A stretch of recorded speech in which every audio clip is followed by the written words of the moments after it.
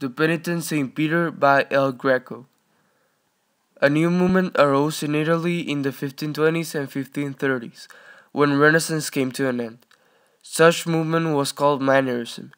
It broke with the Renaissance principles of balance, harmony, and moderation, and it reflected the social environment of religious uncertainty. Elongated figures were used to show suffering, heightened emotions, and religious ecstasy. Throne of St. Peter by Gian Lorenzo Bernini. Mannerism eventually got replaced by a new movement at the end of the 16th century, the Baroque. It sought to unify the classic ideals of the Renaissance art and the spiritual feelings of the religious revival. Baroque architecture and art styles were known for their use of exaggerated dramatic effects to arouse the emotions.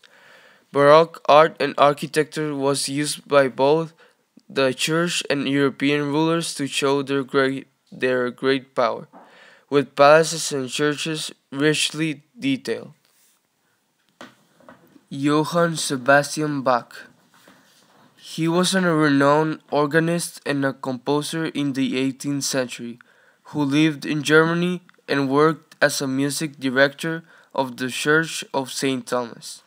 Bach was one of the persons who perfected the Baroque musical style and composed some of the world's most enduring music, as Mass in B minor. Golden Age of Literature in England, Shakespeare. During this time, which was between 1580 and 1640, all forms of literature flourished, especially the drama written for theatres.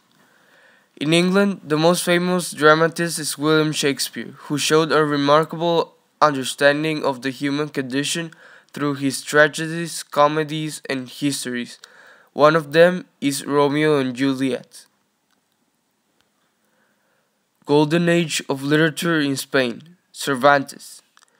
Spanish writer Miguel de Cervantes is known worldwide for his great work, Don Quixote de la Mancha, considered one of the crowning achievements of the Golden Age of Spanish literature. In this novel, Cervantes presented the dual nature of the Spanish character.